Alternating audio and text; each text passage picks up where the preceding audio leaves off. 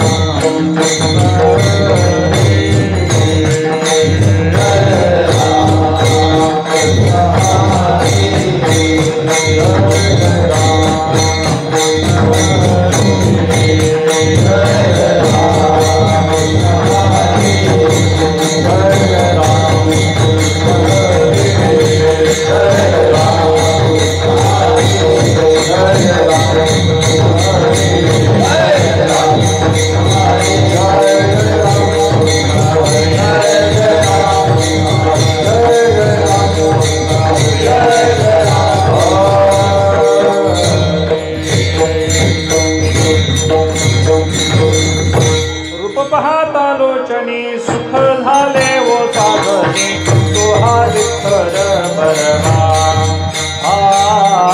तो हा माधव बरवा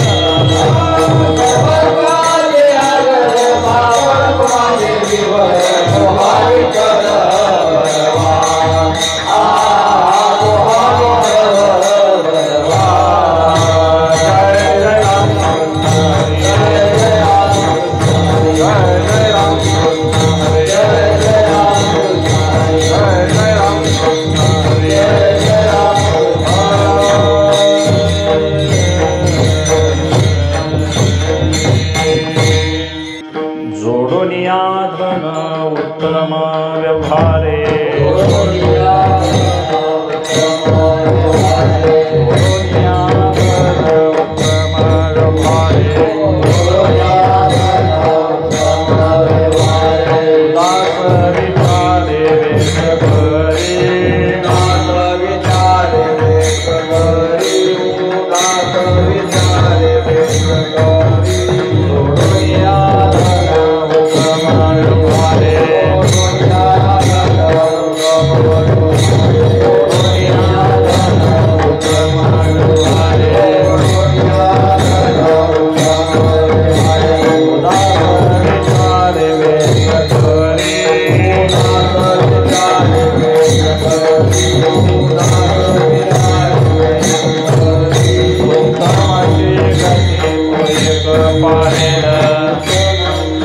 गती तो एक उत्तमाची गती तो एक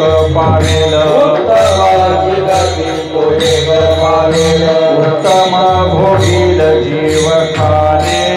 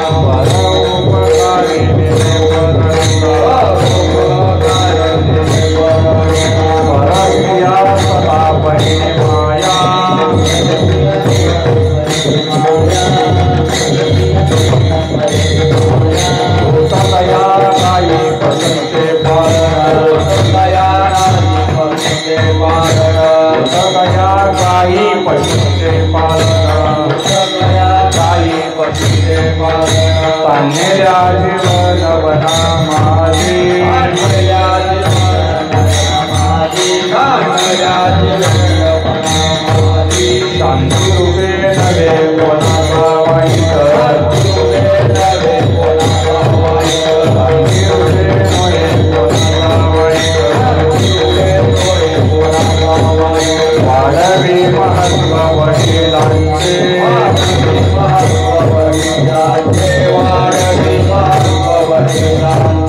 उत्तमची गती तो एक पावेल उत्तमची गती तो एक पावेल तम भोगील जीवकाने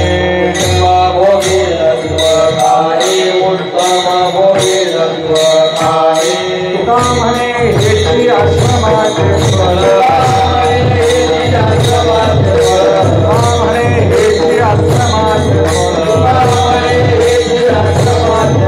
परम पद फल वैराग्याचे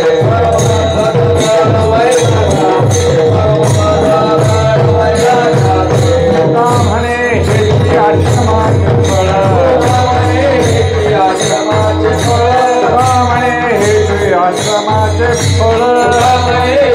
आश्रमाचे फळ परम पद फल वैराग्याचे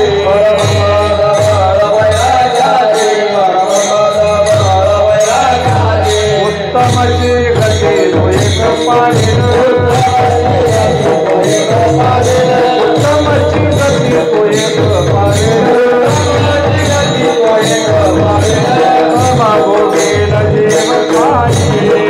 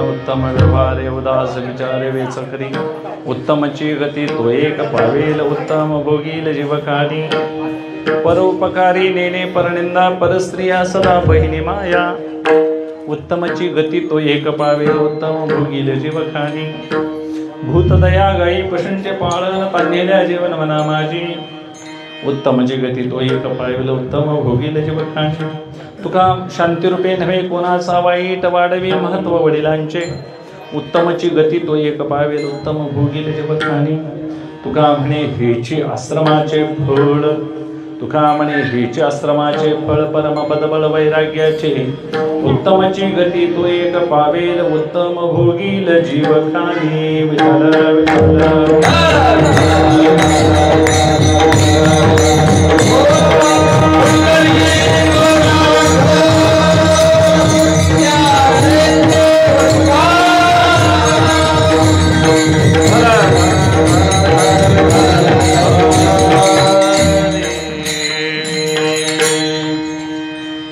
पांडुरंगा करू प्रथम नमन दुसरे चरण संतांची त्यांच्या कृपादाने कथेचा विस्तार बाबाजी सद्गुरुदास तुका जोडून या धन उत्तम व्यवहारे उदास विचारे वेच करी उत्तमची गती तो एक पावेल उत्तम भोगील जीवखाणी श्रीमंत श्री जगद्गुरु तुकोबारायांचा आम्हाला एक आचार आणि नीती शिकवणारा अभंग आहे. अभंग सर्वांच्या परिचयाचा आहे. अभंग मोठा आहे. सगळी सूत्र महाराजांनी मानवी जीवनाचे उच्च आदर्श यामध्ये मांडलेले आहेत. तुकोबाराय सांगतात मानवी जीवन अत्यंत उत्क्रांतीला गेलं की मानवी जीवन किती उच्च आणि आदर्श असू शकतं आणि त्या मानवी जीवनामध्ये आपल्याला काय मिळवायचं नेमकं काय मिळवायचं आहे. कारण लौकिकामध्ये आम्ही इतर संपत्तीमध्ये मिरवत आहोत. लौकिकातली संपत्ती आम्हाला माहित आहे. धन दारा पुत्र जन ही लौकिक संपत्ती आहे. लौकिक म्हणजे जी लोकायतात मिळाली जाते, लोकांकडून मिळाली जाते किंवा एकमेकाला संदर्भाने राहते ती लौकिक संपत्ती. जे ते एक ते पोकी ऐसे बहुत पदार्थाने संपादित जाते ते लौकिकी संपत्ती म्हणजे ज्ञानोबा सांगतात संपत्ती म्हणजे एकमेकाच्या आश्रयानं वाढली जाते ती. संपत्तीमध्ये आपल्याला धनसंपत्ती आहे, ऐश्वर्य मान संपत्ती आहे, देहसंपत्ती आहे, ही सगळी लौकिकातली संपत्ती. हे क्षणविलासी आहे, नाश पावणारी आहे. यालाच आगमा अपायीन असं शास्त्रकार म्हणतात. मात्रा स्पर्शास्तु कोणते विषय सुख, ही सगळी संपत्तीच आहे महाराज. अनेक अनेक विषय मिळणं. आणि या संपत्तीपेक्षा दैवी संपत्ती वेगळी आहे आणि ती दैवी संपत्तीनं श्रीमंत असा. तुकोबराया अभंगातून जी श्रीमंती सांगतात ती वैराग्याची श्रीमंती आहे. वैराग्याची श्रीमंती कोणाला लाभते हो? जो समर्थ असतो त्याला, ज्यानं इंद्रिय अधीन केलेले आहेत, ज्यावर इंद्रियांचं राज्य आहे, अशा जीवाला ते लाभत नाही. इंद्रिय ज्याने आकळून घेतलेली आहेत, इंद्रियांना जो आपल्या कह्यात ठेवू शकतो, अशानंच वैराग्याचं सामर्थ्य लाभतं. आणि मग वैराग्याच्या संपत्तीनं श्रीमंत असणारे महापुरुष हे लौकिकात तुम्हा आम्हाला कमी प्रतीचे वाटतात, कनिष्ठ वाटतात, पण तेच महाराज संसार सिंधू तरतात. समर्थ रामदास हे दैवी संपत्तीनं समर्थ होते आणि छत्रपती शिवाजीराजे लौकिक श्रीमंतीनं श्रीमंत. छत्रपती आहेत, नाही असं नाही, आता समुद्रापार कीर्ती आहे त्यांची, जगदवंदनीय विभूती आहे. पण परमार्थाच्या दृष्टीनं कुणाकडे यावं लागलं त्यांना? समर्थांच्याकडं, जगद्गुरु तुकोबारायांच्याकडे यावं लागलं. एवढा मोठा लौकिकातला महात्मा जर तुकोबारायांच्या पायाकडे येत असेल, याचा अर्थ श्रेष्ठ कनिष्ठ म्हणून नव्हे महाराज. ज्याला तत्वाचा आविर्भाव झालेला आहे, ज्याला तत्वाचा साक्षात्कार झालेला आहे, सगुण विग्रह ज्यांनी पाहिलेला आहे, अशा पुरुषाला जगातला कोणताही प्रसंग मोह पाडू शकत नाही. म्हणून तुकोबरायांच्या दृष्टीनं लौकिक संपत्तीला ते महाराज माया म्हणतात, मोह म्हणतात, हा दुःखाचा प्रसंग आहे म्हणतात. आणि मग ब्रह्मादिक पदे दुःखाची शिराणी, ही सगळी ब्रह्मादिक वगैरे पदं आहे, ती पद प्रतिष्ठा सत्ता संपत्ती ऐश्वर्य कीर्ती हे मोहाच्या असं मानतात ते, आणि आहेच, पण आमची धारणा तशी झालेली नाही. म्हणून आपण दैवी संपत्तीनं श्रीमंत व्हायचं. ज्ञानोबा या दैवी संपत्तीनं श्रीमंत होते. आणि मग अशी श्रीमंती आपल्याला प्रत्येकाला घर बसल्या मिळते. आणि त्याचा एक शास्त्रीय मार्ग या अभंगातून सांगतात. म्हणून तुम्ही आम्ही ज्या सुखसंपत्तीनं सुखी व्हायचं आहे, नाही सुखरूप व्हायचं आहे, तो सुखरूपतेचा मार्ग सांगणारा अभंग आहे, आचार सांगणारा अभंग आहे, नीती सांगणारा अभंग आहे. या अभंगातून तुकोबाराय सांगतात, उत्तम मार्गानं धन जोडावं. धन जोडण्याबद्दल तुकोबारायांचं नाम म्हणणं नाही, पण उत्तम व्यवहार करून धन जोडावं. उदास अंतःकरणानं निरपेक्ष भावनेनं निष्काम आणि निरहंकार वृत्तीनं ते धन सत्कार्यासाठी वापरावं. उदास विचारे वेच करी, वेच म्हणजे त्याची काय करणे, त्या धनाची विल्हेवाट लावणं, योग्य त्या मार्गामध्ये खर्च करणं. आणि असं जो खर्च करील त्याला उत्तमची गती तो एक पावे, त्याला उत्तम गती मिळेल म्हणतं. उत्तम भोगील जीवखानी, कारण सकाम पुण्य असतं. सकाम पुण्य ज्या लोकांमध्ये जीवाला जन्म घालण्याकरता उपयुक्त ठरतं. मग कितीही उच्च पुण्य झालं तरी महाराज ते जन्म मरणाच्या परंपरेतलंच पुण्य आहे. परमार्थातलं खरं पुण्य कोणतं? तर जयामध्ये नारायण शुद्ध पुण्य ते. अगदी वैकुंठ भवनामध्ये घर करता येतं. ज्ञानदेवा ध्यानी रामकृष्ण म्हणे तेने वैकुंठ भवनी, वैकुंठाला देखील आम्हाला जाता येतं शुद्ध पुण्य करून. पण ज्यामध्ये नारायण परमात्मा साठवलेला आहे असं एक अलौकिक विशुद्ध पुण्य आहे, ते पुण्य एक वेगळंच आहे. म्हणून आपण तुम्ही आम्ही ब्रह्मलोकापर्यंत जाऊ शकू, सत्य ध्रुवलोकापर्यंत जाऊ शकू, अगदी सप्तही पाताळात व्यवहार करू शकू, सगळे स्वर्ग फिरू शकू, 10 दिशेला व्यवहार करू शकू. पण महाराज या जन्म मरणाच्या परंपरेतून मुक्त होणं इतकं सोपं नाही. म्हणूनच याला भवसिंधू म्हणतात, भवसागर म्हणतात. याला उल्लंघून जाईल असा एखादा क्वचितच आहे म्हणतात. म्हणून आपुलिया अंगे तोडी मायाजाळ, 80 नाही बळ कोण अंगे, तुकोबाराय सांगतात. आपल्या बळानं जर मायाजाळ कोण तरुण जात असेल असं कोण म्हणत असेल तर तो मला पटत नाही म्हणतात. कारण ह्या सगळ्या गोष्टींचा त्याग नुसता तोंडानं होत नाही. तुकोबारायांनी सांगावं, घरदाराचा त्याग नुसता तोंडानं होईल का? मनातून व्हायला पाहिजे. आणि एवढं अगदी परखड वैराग्य अंगात बांधण्याकरता हे व्यवहार व्हायला पाहिजे. पुढं सांगतात, ज्यांनी परोपकार कायमस्वरूपी आपल्या जीवनामध्ये वापरलेला आहे, परनिंदा कधी ज्याने आयुष्यात केलीच नाही. परोपकारी नेणे परनिंदा, परस्त्रिया सदा बहीण माया. आपली स्वस्त्री सोडून इतर सगळ्या महाराज स्त्रिया ह्या माते समान आहेत असं ज्याने महाराज अगदी बाळपणापासून धारणा आहे मनाची, असा पुरुष धन्य आहे म्हणतात. भूतदया गाई पशूंचे पालन, भूतदया करणं, प्रत्येक भूताचं सौजन्य राखणं, आर्जवानं प्रत्येकाशी व्यवहार करणं, पशूंचं पालन करणं, त्यांची भूक तहान बघणं, वेळच्या वेळी त्यांना महाराज योग्य ते उपचार करणं, आणि तान्हेल्या जीवन म्हणा माझे. एखाद्याला वनवासी, एखादा अतिथी, एखादा आदिवासी कोण येईल त्या वेळेला महाराज आपल्या दारात आला तर त्याचं यथायोग्य काय करणं, भूक तहान भागवणं, अतिशय संकटात असलेलं देखील सोडवणं, हेही एक धर्माचं मोठं कार्य आहे. असं जो आचरण करील आणि शांतिरूपे नव्हे कोणाचा वाईट, तो आपल्या कुळाचारातील वडिलांचं पूर्वजांचं महत्त्व वाढवतो म्हणतात. वाढवी महत्त्व वडिलांचे. आणि मग अशा पुरुषाला जी गती मिळते ती गती कोणत्या साधनानं मिळते? तुकोबाराय सांगतात, तुका म्हणे हेच आश्रमाचे फळ. अशा गृहस्थाश्रमात जो सदैव कर्मरत आहे, सदैव कर्म करत आहे, त्याला हे उत्तम पद मिळतं, ज्याला परमपद म्हणतात, ज्याला मोक्षपद म्हणतात. ते पद ज्याला मोक्षसिद्धी, अंतिम सुखरूप अवस्था असं ज्याला शास्त्रकार निश्रेयस असं जे सांगतात, अत्यंतिक हिताची कल्पना. आणि मग तो मोक्ष त्याला लाभतो. परमपद बळ वैराग्याचे अगदी शेवटची स्थिती, कृतार्थ अवस्था. आता काही करायचं नाही आणि तिथं काही बोलणं होत नाही. आणि मग ते नाही असं नाही आहे, तो कोणाला विषयही होत नाही आणि ते कोणाला आश्रयही महाराज होत नाही, ज्ञानाला विषय होत नाही, असा सुखरूप असलेला आत्मा तो आपण मी म्हणून जाणणं, याला मोक्ष असं म्हणतात. अशा मोक्षरूपी ठिकाणाला संसारी मनुष्य जाऊ शकतो, हे तुकोबारायांचं म्हणणं आहे. तुका म्हणे हेच आश्रमाचे फळ. म्हणजे आम्हाला संसारी लोकांना तुकोबारायांनी इतकी शास्त्रशुद्ध बैठक साधनेची घालून दिलेली आहे की घर बसल्या प्रत्येकाला वेगवेगळे धर्म, वेगवेगळे व्रतवैकल्य, वेगवेगळ्या साधना सांगितल्या.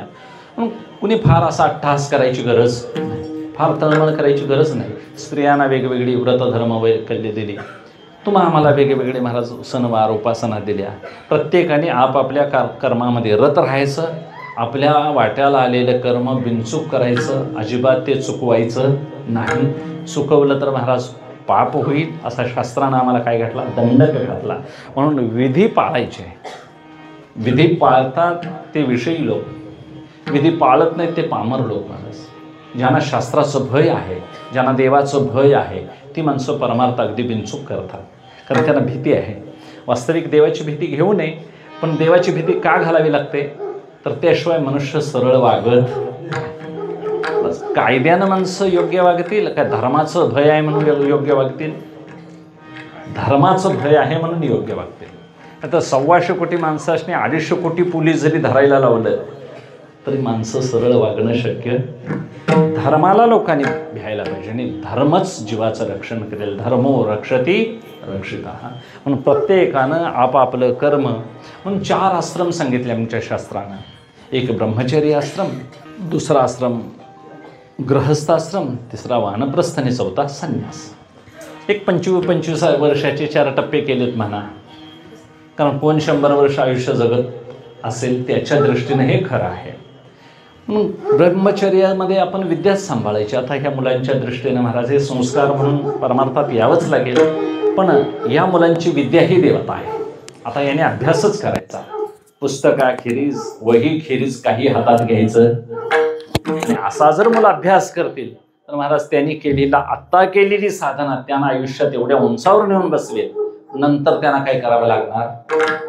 आणि आता वही पुस्तकं सोडून जर दुसरंच करायला लागले तर पुढं त्यांना काय करावं लागेल हे सांगता यायचं. म्हणून ज्या त्या वयामध्ये जे ते आपलं कर्म केलं पाहिजे. गृहस्थाश्रमानं काय सांभाळलं पाहिजे, वानप्रस्थामध्ये आपण कसं वागावं, हे तुकोबारायांनी अभंगात मांडलेलं आहे महाराज. की ब्रह्मचर्य धर्म भोकावी अक्षरे, आश्रमी विचार षटकर्मी, वानप्रस्थे तरी संयोगी वियोग, संन्यास तो त्याग संकल्पाचा. हे आपण अभ्यास करून महाराज तुकोबारायांनी एवढा अट्टहासानं मांडलंय. आम्हाला वर्तणुकीत बदल करायचा आहे, फार काही ते नवीन निर्माण करायचं नाही. आणि ज्यांना हे कळालंय त्यांची भूमिका कळायला फार फार अभ्यास करावा लागेल. इतकं सहजासहजी हे शक्य नाही. याचा अर्थ आम्ही करू नये असं नाही, करायला पाहिजे महाराज. संतांचा उपदेश कळणं याला देखील अपूर्व पुण्य लागतं मागं. ते कोणत्या रूपानं बोलतात, कशासाठी बोलतात, जगत कल्याणासाठी तुकोबारायांनी हे सगळं मांडलेलं आहे. त्यांना काय गरज होती हो, ते स्वतः तरलेले होते. तरले तरती हा भरवसा. तरलेत माग अनेक त्यांनी बघून त्यांनी हा मला उपदेश दिलेला आहे. म्हणून संतांचा उपदेश आमुचे मस्तकी नाही मृत्यूलोकी राहणेसा. म्हणून बहु तळमळी चित्त येई धावत पांडुरंगे. आम्हाला उपदेशच असा आहे, फार यात रमायचं नाही, फार रंगायचं नाही. गोड लागतंय म्हणून महाराज चटणी भाकरी खात असताना भाकरी बरोबर चटणी परातभर घ्यायची असते काय, थोडीशी खरडा आवडला म्हणून जर महाराज एक ताट भरून खाला तर पोटाला खायचाच आहे, पण त्याला प्रमाण आहे का नाही. तसं जन्माला आल्यानंतर संसार करायचाच आहे, मग साधन म्हणून करायचा का साध्य म्हणून. साधन म्हणून कुठंतरी अन्न भिक्षा मागायला जायला लागू नये म्हणून आपले घर असावं, घरात आपला देहनिर्वाह असावा म्हणून जेवण असावं, मग संसारात मदत व्हावी म्हणून पत्नी असावी. या गोष्टी सगळ्या शास्त्रानं सांगितल्या म्हणून विधीनं पाळायच्या. विधीने सेवन विषय त्यागा ते समान.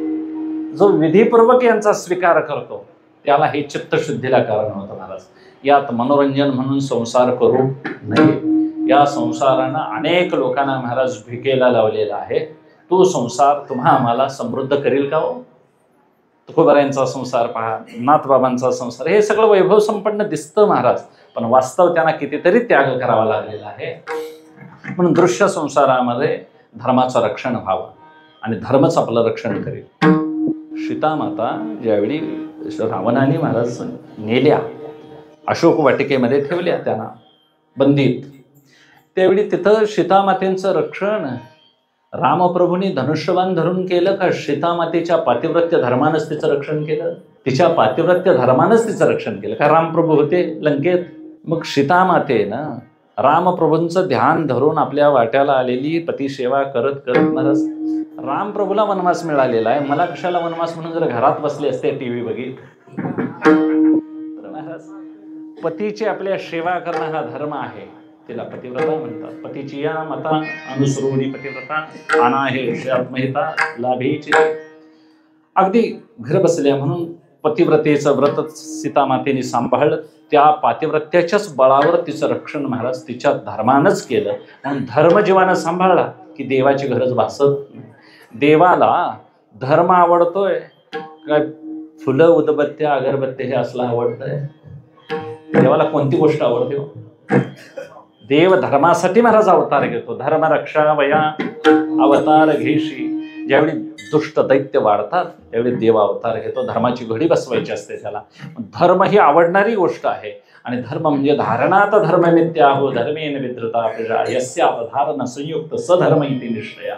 शास्त्रकार व्याख्या करतात, जो सगळ्या समाजाला बांधून ठेवतो, धरून ठेवतो, धारणा करतो त्याला धर्म. येतो अभ्युदय निश्रेयस सधर्म. जो लोकांना वैभव संपन्न जीवन देतो आणि मोक्षाची व्यवस्था करतो तो धर्म. आणि असा धर्म जो सांभाळेल महाराज त्यानं फार देवपूजेच्या कर्मकांडात पडलं नाही तरी हरकत नाही. आणि मग वास्तव हा धर्म नुसता बडबडून सांगावा कीर्तनातनं काय, कीर्तनकारानं घरात सुद्धा आचरण करावं. घरात आचरण करावं महाराज. हे आचरण लोकांना दाखवायचं आहे. लोकसंग्रह कसा करायचा आहे तो. लोकसंग्रहामध्ये लोकांना व्यवस्था सगळी पटवून द्यायची. आपण तसं करायचं. बोले तैसा चाले त्याची वंदावे पाहुणे. तुकोबारायांच्या समोर शिवाजीराजे नजराणा घेऊन आले महाराज. नजराणा घेऊन आल्यानंतर, कारण त्या काळामध्ये साधू संतांना महाराज घरची ऐपत कमी जास्त असायची, खाणं पिणं कमी असायचं. त्यांची काहीतरी व्यवस्था व्हावी म्हणून राजे लोक पूर्वी जमिनी द्यायचे. एखाद्या संस्थांनी काय करायचे, मंदिरांना दान दिलं जायचं. तुकोबारायांच्या दृष्टीने तुकोबारायांना नजराणा द्यावा, त्यांचं जीवन समृद्ध व्हावं म्हणून शिवाजीराजांनी सोनं नाणं काही पाठवलं. आणि ते बघितल्यानंतर महाराज घरात आल्यानंतर जिजाईने, काशीबाई, महादेव यांनी महाराज ते कपडे वगैरे सगळी घातली, रत्नजडित पोशाख. तुकोबाराया बाहेर गेलेले होते. घरात आल्यानंतर बघतात तर जिजाई माऊलीनं महाराज ते सगळं मोठी महावस्त्रांगावर घातले, सोनं नाणं घातलंय. तुकोबाराया आले आणि आपल्या पत्नीला म्हणाले, माझी जिजा आता मला ही माझी वाटत नाही, कारण हे सोनं नाणं असणारी जिजा माझी नाही. तिला काढायला लावलं महाराज अंगावर. आता ते काढताना तिचा चेहरा कसा झाला असेल महिपती बाबा मांडतात. कारण ज्याला लौकिकाची आवड आहे त्याला परमार्थ आवडत नाही, ज्याला परमार्थ आवडतो त्याला लौकिक आवडत नाही. आवडत नाही याचा अर्थ नको असा नसतो महाराज, अंतःकरणातून ती आवडच नसते. म्हणून काही माणसं महाराज माळ न घालता देखील धर्म सांभाळतात. असं काही नाही, त्यांना आवडतं, फक्त माळ घालत नाही हा त्यांचा वैयक्तिक प्रश्न असेल, पुण्य कमी पडतं म्हणा. पण चांगली माणसं वागणारी गावात आहेतच की, बिगर माळकरी सुद्धा न पिणारी न खाणारे आहेत, असं काही समजायची गरज नाही. तसं लौकिकात देखील काही माणसं चांगली वागणारे, जिजाईना मात्र ते नको वाटलं, हे पाहिजे होतं, तिला अपेक्षा होती, काढून दिलं. आणि मला मग तुकोबाराया म्हणतात, आता ही जिजा माझी असं वाटते म्हणतात. आणि मग तुम्हाला बरं वाटतंय म्हणाले, लोक आणून देतात, आम्हाला तरी खाऊ द्या, तुम्ही घेत नाही, निदान आम्हाला तरी घेऊ द्या, असं जिजाई म्हणते. आणि मग त्यावेळी शिवाजीराजांना महाराज त्यांच्या प्रधानांना कारकुनांना उपदेश करतात, दिवट्या छत्री घोडे हे तो बऱ्यात न पडे, आता येते पंढरी राया मज गोबीशी कासया.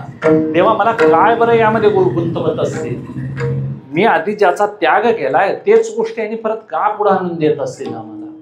तुकोबाराय सांगतात, नावडे जे चित्ता त्याची होशी पुरविता, जे आवडत नाही तेच आम्हाला कसं देतोस पुढं, म्हणून हे नको मला.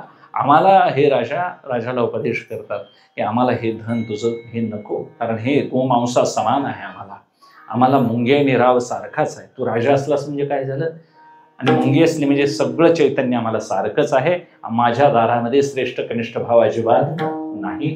म्हणून हे काय कर महाराज आनंदानं तो नजराना परत करतात. ही गोष्ट आम्हाला सांगाय बरी वाटते, माझ्या घरला जर नजराना आला असता तर मी इकडे आलो असतो नाही महाराज. हे बोलणं सोपं आहे, आचरताना फार फार फार कठीण आहे. वृत्तीवर परमार्थ बिंबणं अवघड आहे. तुकोबारायांनी महाराज जड अंतःकरणानं नव्हे आनंदानं तो नजराना परत केला. तुकोबाराय सांगतात, काय दिला ठेवा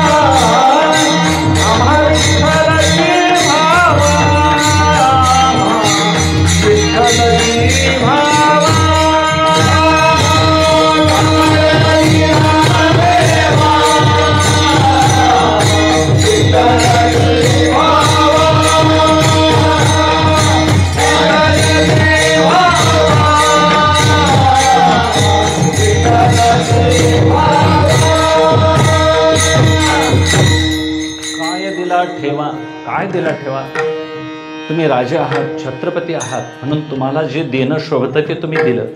अयोग्य नाही महाराजांचा.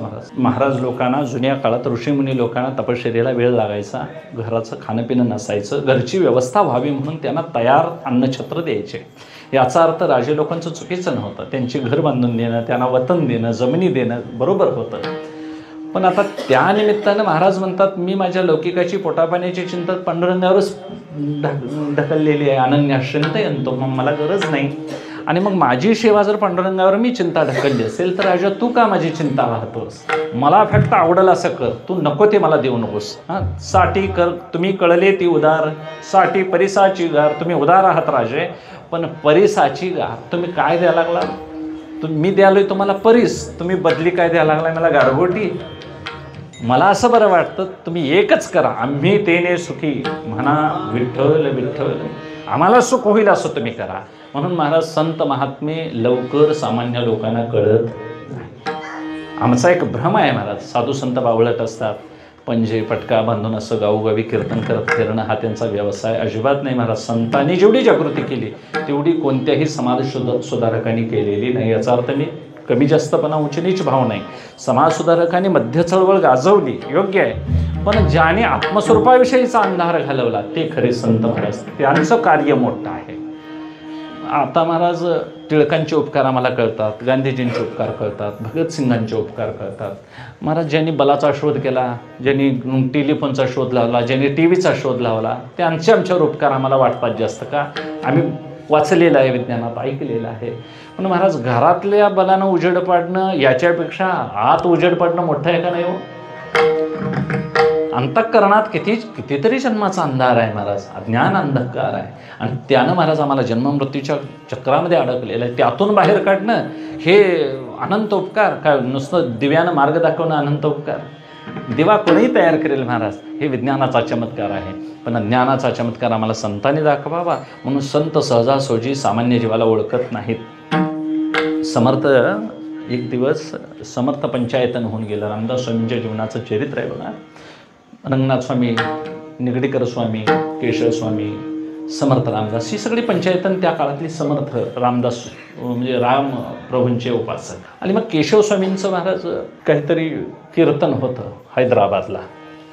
हैदराबादचं मूळ नाव धाराशिव असं किंवा धारापूर असं तिकडं होतं. केशव स्वामी कीर्तनला गेलेले होते आणि न जाणो फिरत फिरत समर्थ एक दिवस त्या भागात गेले. गेल्यानंतर समर्थ ज्या घरात उतरले त्या घरामध्ये त्या व्यक्तीला काही कळलं नाही की हे समर्थ आहेत, रामदास स्वामी आहेत, असं काही कळालं नाही. आणि मग केशव स्वामींना असं वाटायला लागलं की मी इथं कीर्तनला आलोय खरं, पण या नगरामध्ये कोणतरी एखादा महात्मा आला आहे. न जाणो त्यांना अंतःकरणात असं वाटायला लागलं कोणतरी आलं या नगरीमध्ये. आणि मग असं सदैव त्यांना वाटायला लागलं. आणि मग इतक्यात त्यांच्या कानावर आलं या गावामध्ये कोणतरी योगी बैरागी गोसावी आलेला आहे, आणि तो अतिशय तेजपुंज आहे, बलदंड आहे, हातात दंड कमंडलो आहे, सामर्थ्य आहे अंगामध्ये. असं कळलं.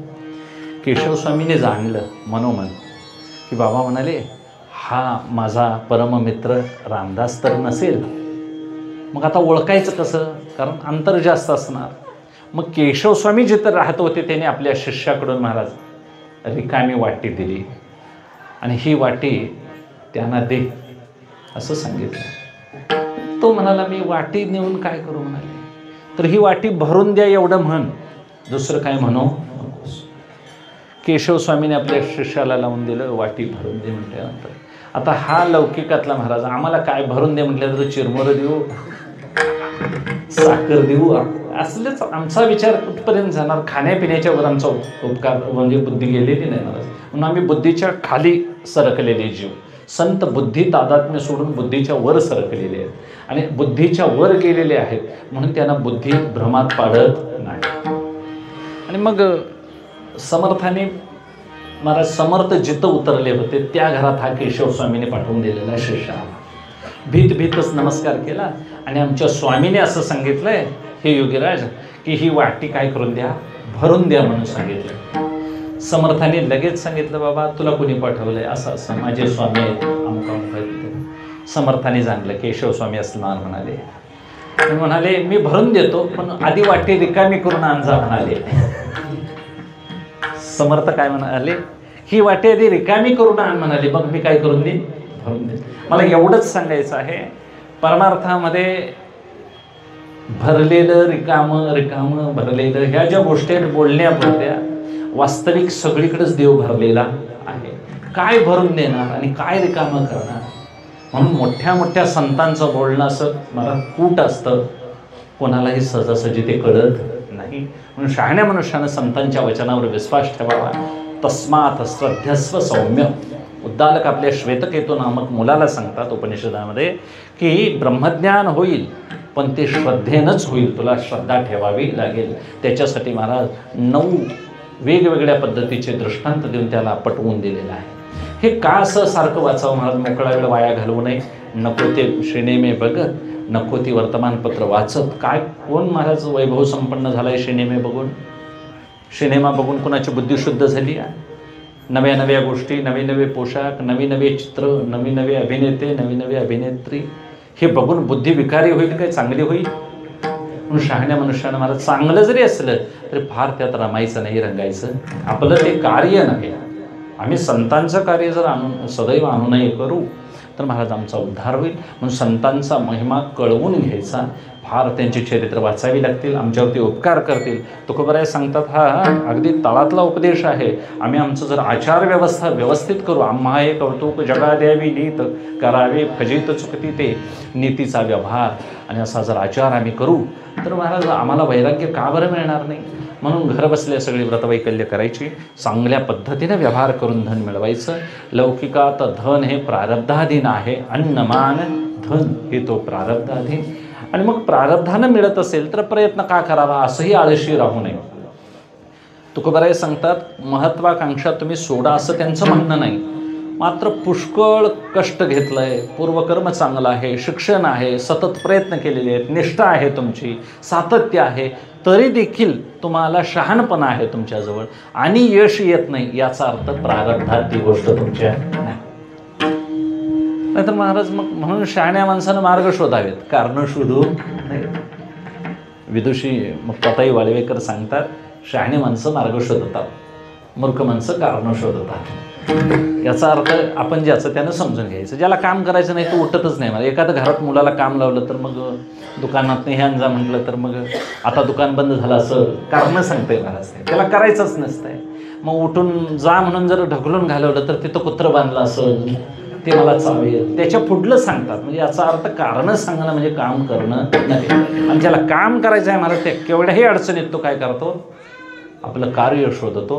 म्हणून तुम्ही आम्ही जोडायचं धन जोडणे याचा अर्थ ते व्यय करण्यासाठीच. धन कुणालाही येतं साठवता आलेलं नाही. या धनाचा न धरी विश्वास जैशी तरुवर छाया, या आता या तेनं चुके मग हे भोगीशील काय हा या लागी तू वैकुंठनाथाच्या चिंती पायरे पाया. ज्ञानोबा सांगतात की या धनानं आतापर्यंत कोण महाराज त्याला साठवता आलेलं नाही. हे धन झाडाच्या सावलीसारखं, सकाळी झाडाची सावली कोणीकडे पडते, पश्चिमेला, दुपारी पडते पूर्वेला, तिची निश्चित सावली नाही. तसं धनाच्या आधारे तुम्ही जर जीवन जगत असाल तर हे धन महाराज परीक्षितीला महाराज नुसता मुकुट घातला डोक्यावर तर डोकं फिरलं त्याचं. रावणाचं किती महाराज वैभव होतं, पण तुका म्हणे ज्याची संपदा एवढी सांगाते कवडी गेली नाही. म्हणून फार शहाणं बुद्धिमत्तेनं व्हावं महाराज. इथं शिक्षण घ्यावं, चांगलं सत्कृत्य करावं. तुका म्हणे सत्यकर्मा व्हावे साह्य. म्हणून मुलांनी मुलींनी महाराजवर अत्युच्च शिक्षण घ्यावं, चांगलं शिकावं. बुद्धी शांत होते महाराज. जास्तीत जास्त शिकत गेला तर बुद्धी शांतच होते. कारण तेवढा मेंदूला महाराज थकवल्याशिवाय मेंदू काय होत नाही, शांत येत नाही महाराज.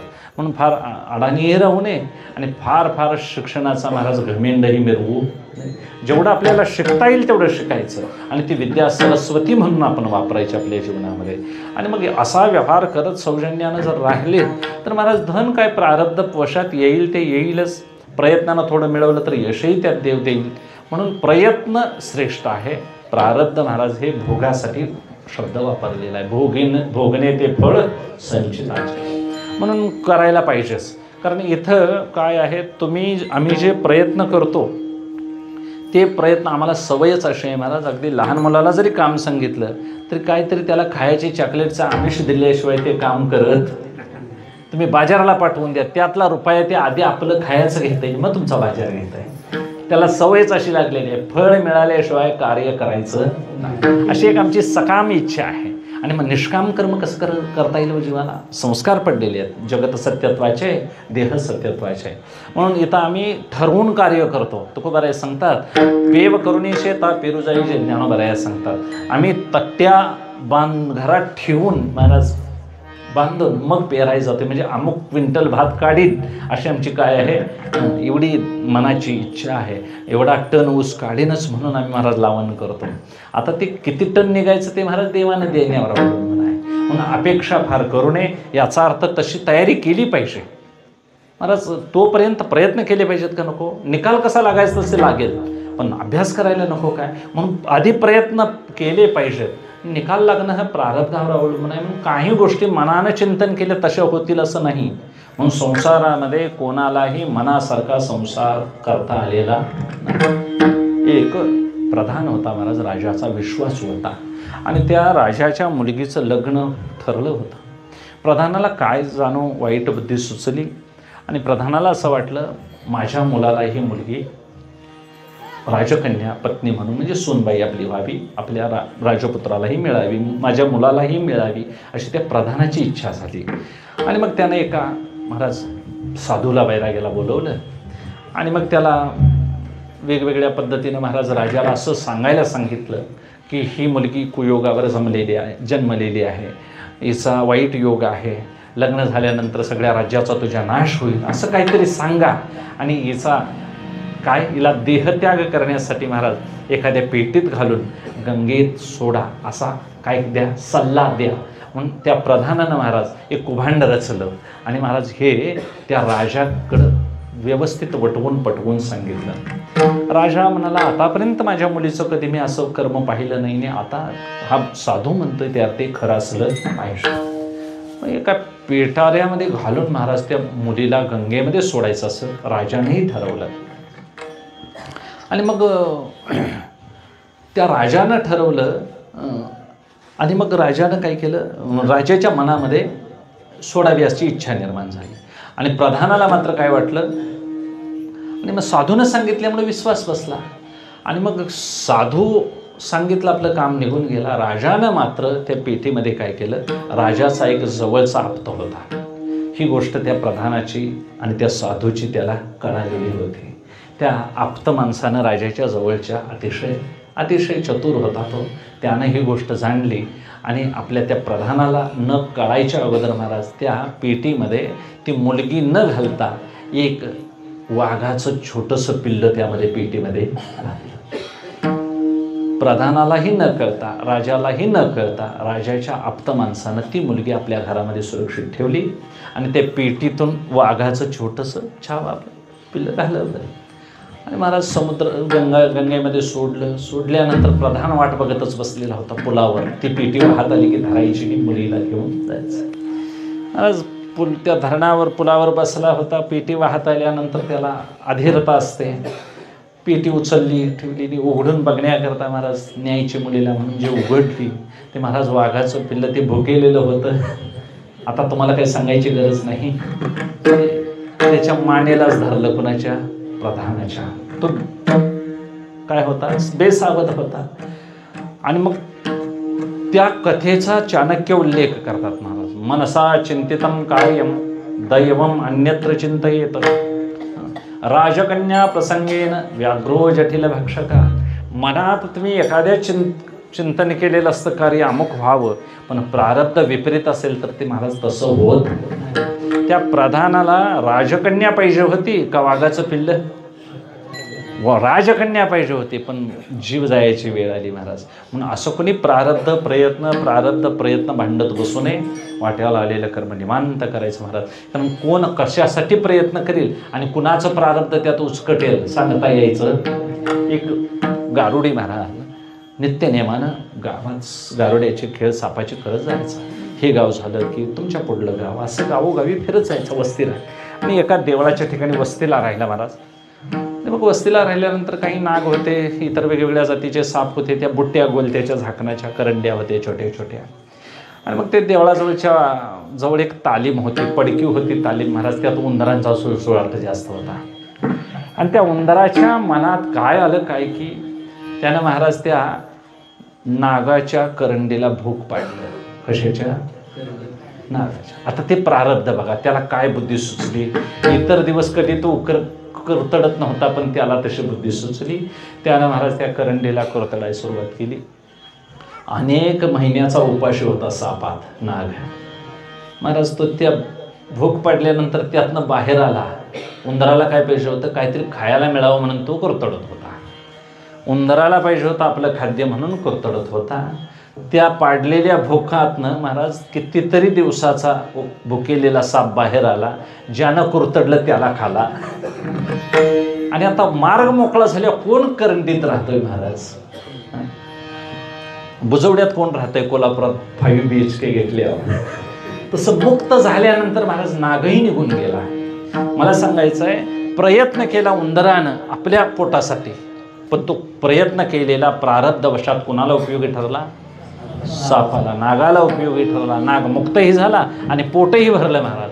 म्हणून प्रारब्ध कुणाला काय कधी देईल सांगता येत नाही. बडोद्याचे सयाजीराव गायकवाड असे उत्तराधिकारी झाले राज्याचे. महाराज गायी गरुड वळवण्यासाठी होते, पण असा महात्मा देखील महाराज एक राजा झाला. म्हणून प्रारब्धवशात अन्न मान आणि धन मिळतं.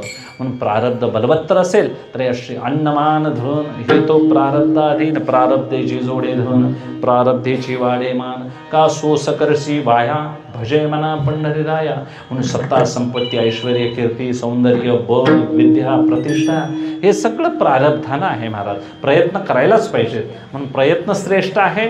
म्हणून समजूत पटण्याकरता वाहिल्या उद्वेग दुःखची केवळ आणि भोगणे ते फळ संचिताचे. म्हणून कुणी कुणावर स्पर्धा करू नये, मत्सर करू नये. आपल्या वाट्याला आलेले कर्म निवांत करावं. सुंदर आचार असावा महाराज. विचार चांगले संकल्प असावेत. नको ते विचार बुद्धीमध्ये ठेवू नयेत. आणि किती लक्षात धरायचं महाराज कुणाकुणाचं काय. म्हणून नको ती चरित्रही सांगत बसू नये. आमच्या पाहुण्याचं एवढं मोठं आहे, आमचा जावाई परदेशाला आहे. कोण जावाई वगैरे येत नाही महाराज. घरात तुम्ही गल्लीत कडी घालून एखादं पोरगं गेलं तुमच्या दाराला बाहेर नाही तर पुढल्या घरातला माणूस कडी काढील काय जावाई येईल कडी काढा. म्हणून गल्लीतले संबंध चांगले पाहिजेत महाराज. शेजाऱ्याबरोबर सरळ नाही माझा मुख्यमंत्री मेहमान आहे काय सांगून काही मोठे पण उपयोग नाही. जर इथं हे चालत नसेल तर यमाच्या दारात काय चालेल हो. मारिती तोडीती झोडीती निष्ठूर यमाचे किंकर बहुसार. मग कुणी महाराज जावयाचा सासरवाडीचा भावाचा बहिणींचा कुणी बडेजाव समोरे यमाची ताकद आधी ओळखायची आणि अशी दशा मला पुढे येईल यातून मी मुक्त होईन काय याचा अभ्यास करावा. स्त्रीचा देह मिळणं पुरुषाचा मिळणं काही फरक नाही महाराज. फक्त बुद्धिशुद्ध ठेवली की परमार्थात आपली काय झाली उत्तीर्ण झालं म्हणायचं. म्हणून बुद्धिशुद्ध ठेवावी. हे कार्य वाट्याला आलेत म्हणून आनंदानं स्वकर्मे कुसुमांची वीरा. ही देवाची पूजा म्हणून महाराज भांडी घासावी. देवाची पूजा म्हणून महाराज गली लोटावी. देवाची पूजा म्हणूनच महाराज जनावरं धुवावी. निरपेक्ष भावनेनं केलेलं काम तुम्हाला चित्तशुद्धी दिल्याशिवाय राहत नाही. त्याच्याकडं फळ म्हणून बघू नये. बिल निघायचं तेव्हा 10 दिवसांनी निघणारच. ते पैसे तुमच्या खात्यावर मिळणारच. पण महाराज देवाची सेवा केल्यासारखं गायींची सेवा करावी जनावरांची सेवा करावी त्यात आनंद. नंतर हे माझ्या वाटणीला चाललंय हे किती जन्म मी करायचं असं करीत भांडी आपटं जर भांडी घासली तर ती चेपणार लवकर. आणि मग आमच्यासारखा कोणतरी बुवा जेव्हा आल्यावर म्हणणार ही भांडणातलीच भांडी आहेत का काय की या घराला भांडणाची भांडी जास्त आहेत असं वाटतं. शहाण्या मनुष्याने महाराज आनंदानं संसार करायचा आहे. काय रडण्यासारखं काही नाही महाराज. बरं दुःखानं जरी सोडला तरी संसार सुटतो का गाव सोडून जाऊ आम्ही? गाव सोडून जाऊ संसार सुटत नाही. संसार ब्रह्मदेवाच्याही वर आहे. नव्हे नव्हे अव्याकृत परमात्मा मायेपर्यंत संसाराची उंची आहे. कुठंपर्यंत आहे महाराज? संकल्प जोपर्यंत जिवंत आहे तोपर्यंत संसार आहे. म्हणून टाकता येत नाही महाराज. हे सुटलं पाहिजे. सोडण्यामध्ये राम नाही. आपोआप सुटणं याला वैराग्य म्हणायचं. आणि सोडणं याला काय म्हणायचं नुसता हे काढापणा म्हणा. तुम्ही तुमच्या प्रमाणात हट्टीपणा म्हणा. म्हणून शहाण्या मनुष्याने ही कर्म करत राहायचं. उत्तम पद्धतीने व्यवहार करावा. धन जोडावं. कष्टानं मिळवलेला 1 रुपया असेल महाराज त्याला यश आहे. आणि अन्यायोपार्जितम धनम 10 वर्ष फार फार टिकतं. अन्यायाने मिळवलेला 11व्या वर्षी ऱ्हास होतो. मुलाबाळासह बुद्धिभ्रष्ट होते आणि नाश होतो कुटुंबाचा. म्हणून शहाण्या माणसानं आतताईपणानं नको तिकडून पैसे गोळा करत बसू नये. पैसे जास्त गोळा करण्यासाठीच आणि माणसं पैसे गोळा करतात. मिळवलेले पैसे तरी पैसेवानाजवळ आहेत कुठं महाराज. इथला जागा घे तिथला जागा घे असं करत त्यांच्याजवळ पैसेच नाहीत खिशात. मग आम्ही सामान्य माणसं बरं 10 रुपयाचं काहीतरी गारेगार तरी घेऊन खाता. खिशात तरी 4 पैसे आहेत आमच्या. आम्हाला दाखवाय पुरतं तरी नोटा खिशात आहेत. ह्यांच्या खिशात काहीच नाही. कोट्यावधीचा व्यापार असेल पण पैसे हाताळता येत. आम्हाला लक्ष्मी रूपानं आम्हाला व्यवहार करता येतो. म्हणून भाग्यवान मोजका असावं. निर्वाहा पुरते अन्नाच्छादन आश्रमाशी स्थान कोपी गुहा. म्हणून तुकोबराय सांगतात जोडून या धन उत्तम व्यवहारे उदास विचारे वेच करी. उत्तमची गती तो एक पावेल उत्तम भोगील जीवखानी. जोडून या धन उत्तम व्यवहारे जोडून या धन उत्तम व्यवहारे जोडून या धन उत्तम व्यवहारे जोडून या धन उत्तम व्यवहारे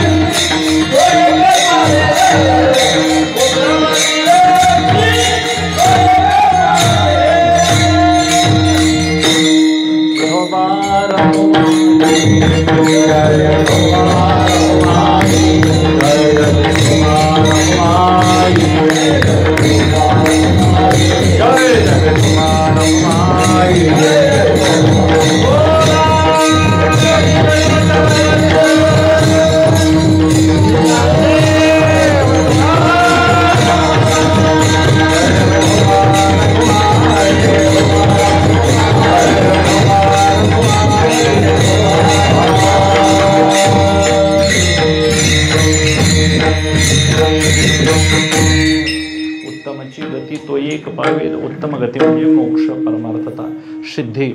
ज्यानंतर काही म्हणजे प्रत्येक जीव सिद्ध स्वरूपच आहे. आम्हाला सिद्ध व्हायचं याचा अर्थ मुक्त व्हायचं आहे. मुक्त म्हणजे कशातही चित्त बांधून ठेवायचं नाही. मुक्त म्हणजे काय अशी अवस्था आहे महाराज. ते काय कसलं विकार होतोय, शरीर बदलतंय, चेहरा बदलतोय असं अजिबात नाही. मनाची एक उच्च अवस्था आहे, वैराग्यपूर्ण अवस्था, निरागस अवस्था, उदास अवस्था. ज्या अवस्थेला संत पोचले ती अवस्था म्हणजे परमपद आहे. ते उत्तम गती. ते आम्हाला साधनेनं कळवून घ्यायची आहे, निर्माण करायची नाही. आपली मूळची अवस्था आपल्याला लाभणं म्हणजेच महाराज मोक्ष. मग ते करण्यासाठी हे मुळात काय सांगितलं त्यांनी, पायाभूत काही गोष्टी सांगितल्या. परोपकार तुकोबाराय सांगतात की परोपकारी नेणे परनिंदा. प्रत्येक जीवानं कोणाची निंदा करू नये, उपकार करत राहावं. उपकार करणं म्हणजे महाराज देहनिर्वाहासाठी करणं, त्याला लौकिक कर्म म्हणावं. त्याच्यापेक्षा अधिक फायद्याकरता जे केलं जातं त्याला काय म्हणतात, कर्तव्य म्हणतात. आणि हेच कर्तव्य ज्यावेळी आम्ही परक्यासाठी करतो त्यावेळी त्याला परोपकार म्हणतात. आणि परोपकाराचं पुण्य लौकिकामध्ये जास्त मानलेलं आहे. पुण्य ते परोपकार, पापते परपीडा, अनेक नाही जोडा दुजयाश्री. शास्त्रकार म्हणतात अष्टादश पुराणेषु व्यासस्य वचनद्वयम् परोपकार पुण्याय पापाय परपीडनम. परोपकार हा पुण्य आहे आणि पुण्य ते जाणारे भाईनो परोपकाराचे, पाप ते जाणार परपीडा त्याचे. सगळ्यात परपीडा जास्त त्रास करणं हे दुःखाचं कारण आहे. त्याला पाप असं म्हणतात. पाप त्याचे नाव न विचारिता आणि तर भलतेच उन्मत्त करी सदा. म्हणून जीवाला महाराज नको ते करायला आवडतं, याचा अर्थ पापच आवडतं. चांगलं करावंसं वाटत नाही, कीर्तनला यावंसं वाटत नाही, याचं कारण पाप आहे अंतःकरणामध्ये. आणि मग नको ते बघायला आवडतं, याचा अर्थ पापच आहे. त्यांना आवड आहे त्याची. म्हणून आपण आपल्या मनाला वापरायचं आहे, मनानं आम्हाला वापरायचं. तुमची आमची अशी एक अवस्था झालेली आहे महाराज, आम्ही मनाला येईल ते करतोय का आम्हाला पाहिजे ते मनाकडून करून घेतोय? आम्ही मनाला येईल तेच करतोय महाराज. घरात जरी महाराज एकमेकीला बायका कामं सांगायला लागल्या तरी एकमेकीचं ऐकत नाही असं कधी होतंय? कारण प्रत्येकजण आपल्या मनाला येईल तसंच वागत असतं. कोण कोणाचं ऐकायला तयार नाही महाराज. शेतात गेलं तर भांगलणारे ऐकत नाहीत, मालकाने इकडनं बसा म्हणून सांगितलं तर कामाची माणसं ह्या बघल्यात बसतात भांगला. अमुक पाणी पाज इकडनं, मग गड्याला सांगितलं कट्टमोडी ते उलटं पाजत येते महाराज तिकडनं इकडं. आता मजूर नसतोय, गप्प बसायची वेळ येते म्हणून गप्प बसायचं. नाहीतर शास्त्रानं कोण काम करायला तयार नाही. जनावर कोणी चांगलं शास्त्रानं ऐकून पाळले, कुठल्या डॉक्टरनं सांगितलंय तसं औषधं घातल्यात महाराज. नुसती इंजेक्शनं करत बसतील पण त्याला योग्य तो आहार घालत. नुसती शेती करतात पारंपरिक, पण शास्त्रानं कोण करायचं आहे? शास्त्रानं केलं तर महाराज त्याला अपेक्षित फळ आहे. अर्जुन हे देवाने सांगितलं तसं वागले म्हणून यश आलं. नाहीतर मी सांगतोय तिकडं रथ नाही म्हणाला असता तर. शास्त्र हे देवांच्या महाराज, देवापेक्षा देखील संसारी माणसाला शास्त्र पूज्य असायला पाहिजे. तस्मात शास्त्रम प्रमाणन्ते कार्य व्यवस्थितो. आम्ही जे पुण्यपाप समजतोय ते आमच्या मनावर समजतोय महाराज. आमच्या मनानं आम्हाला असं वाटतंय आम्ही देवाला नैवेद्य दाखवला पुण्य झालं. एखादं व्रत केलं, सोमवार धरला, गुरुवार धरला, पुण्य झालं असं वाटतंय. आम्ही म्हणतोय त्याच्यावर पुण्य ठरणार काय? शास्त्र म्हणेल त्याला पुण्य म्हणायला पाहिजे. शास्त्रानं सांगितलंय तशी एकादश धरली तरी एकादशीचं पुण्य काय? आम्ही खाताव तशी शाबूवरी खाऊन पुण्य होईल? शास्त्रानं सांगितले तशी एकादश धरली पाहिजे महाराज. बर, एखाद्याला दूध पाजणं हे पुण्य आहे का नाही हो? आणि तेच दूध जर सापाला पाजलं तर? अंधा पुढे दीप खराशी चंदन, सर्पा दुधपान करू नये, पुण्य करता होय पाप, दूध पाजून पोशीला साप. दूध पाजून मांजराचं पिल्ल पाळलं तर निदान उंदरं तरी चार धरेल घरात. सापाला दूध पाजून पुण्य होईल का हो? तसं आमची कामं काहीतरी अशी आहेत की महाराज आम्ही घरात पुष्कळ सोमवार व्रत धरतोय. आता मीच धरतोय म्हणा, आणि सोमवारी जर मी वडिलांना शिव्या दिल्या काय जरी चुकलंय म्हणून, तर वडिलांना शिव्या दिलेल्याचं पाप ज्यादा काय सोमवार धरलेल्याचं पुण्य ज्यादा? वडिलांना शिव्या दिलेलं, उन्नउत्तर बोललेलं महाराज पाप मोठा आहे. एक वेळ 3 टाईम भात खायला हरकत नाही सोमवारला, खरं वडिलांना शिव्या देऊ. व्रत करण्यापेक्षा आचरणात व्रत किती आलं ह्याला किंमत आहे महाराज. आणि हे असं सांगणं म्हणजे महाराज काय होतं, जरा मर्यादा पडते. तुम्ही ज्येष्ठ माणसं आहात आणि मग आचरण सांगायला नको वाटतं. सत्य सांगणाऱ्याला महाराज धक्का खवंदाशी लागत असेल. ज्याला पहिलंच जिथं लागलंय तिथंच धक्का लागतोय महाराज, कर्मधर्म संयोग आहे. आणि मग तसं लागलं की मग त्याला कळ येते ज्यादा. पहिल्या लागल्यापेक्षा धक्का लागलेल्याची कळ जास्त असते. म्हणून ते सांगतात की अंगे उन्हे त्याच्या बैशे टाळक्या ठिणग्या बहुत गाळत असे तुकोबाराय सांगतात. ज्याला उन्हा आहे वागण्यात त्याला असं काहीतरी सांगायला लागलं की मग पतिव्रतेची कीर्ती वाखाणिता शिंदळीच्या माता तिडीक उठे तुकोबाराय सांगतात. मग पतिव्रतेची कीर्ती सांगायला लागलं की नको त्या स्त्रीला त्रास होतो. एखाद्या चांगल्या आचरण करणाऱ्या माणसाचं बोलायला लागलं तर मग महाराज विनाचरण करणाऱ्याला त्रास होतो. म्हणून असं कुणाची भीड धरू नये. आपण मात्र आपले हात आपले मनाचा मनोरथ सगळं देवावर सांभाळावं, द्यावं, अर्जुनासारखं करावं आणि आपलं कर्म निवांत करत राहावं. परोपकार करायचा. तुकोबारायांनी महाराज ठाकला तो काही केला परोपकार, केले हे शरीर कष्ट होणे. तुकोबारायांनी महाराज गावातल्या लोकांची साधी साधी कामं केली. तुकोबारायांच्या जवळ 9 लाख कोंबऱ्याचा बाजार भरायचा पुण्याच्या जवळ.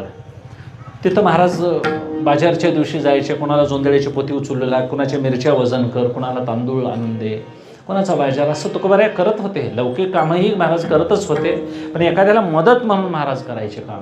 आणि एक दिवस त्यांच्या चरित्रात कथा आहे, एका ब्राह्मणाच्या म्हातारीला तेल हवं होतं. ती महाराज त्या काळात मग तेलाचे नळे असायचे, गाडीला बंधन घालतात तसले नळे जुन्या काळात होते. तेल आणण्याकरता त्याला धरायचा एक बंद असायचा. आणि मग ते नळे घेऊन बाजारला चालली होती, वाकत वाकत चाललेली म्हातारी. महाराज तिला म्हणतात, तू कशाला चाललीस? तर तेल आणायला चाललोय म्हणाले. ते म्हणाले, मीही तिकडं चाललोय तुकोबार आहे म्हणाले. आणि मग तू येण्यापेक्षा वाकत वाकत मीच तुझं तेल आणेन, मला तुझा नळा दे म्हणाले. 4 पैसे काय असतील ते नळा तुकोबार आहे घेतला तिचा. आणि मग म्हातारीला महाराज घराकडे आणि परत सोडून महाराज आणि बाजारला गेले. वाण्याकडून ते तेल आणलं. म्हातारीने सांगितलेलं संध्याकाळी आठवणीनं महाराजांनी तिच्या घरात दिलं. चमत्कार असा काय देव जाणे किंवा महाराजांचा हात लागल्यामुळं का काय की त्या म्हातारीला 1 आठवड्यात भर सपणारं तेल महिनाभर टिकलं, चाललं. त्या म्हातारीनं असा प्रचार केला, तुकाराम महाराजांनी जर तेल आणून दिलं तर महिनाभर पुरत आहे. आठवडा आणलेलं महिनाभर. असला बाजार देणारा जर झाला तर आम्ही सुद्धा तिकडनंच आणू महाराज. म्हणजे तुकाराम महाराज काय ट्रान्सपोर्ट नव्हे, पण तुकोबारायांची असली कीर्ती महाराज वाढली देहूमध्ये की प्रत्येक बायकाने महाराज तेलाचं नळ आणून कुणाला दिलं? तुकाराम महाराजांनीच. महिपती बाबा सुंदर वर्णन करतात. हातात नळे घातले महाराज, गळ्यात नळं अडकलं, इकडं नळ, महाराजांच्या गळ्यात विना चिपळ्या, एवढं असूनही पाठीला बांधले नळे, असं वर्णन केलं. आणि एवढं ओझं घेऊन महाराजांनी प्रत्येकाचा, आता तुकोबाराय अभंग लक्षात ठेवतील, विठ्ठल विठ्ठल म्हणत राहतील का यांचं पैसे लक्षात ठेवतील.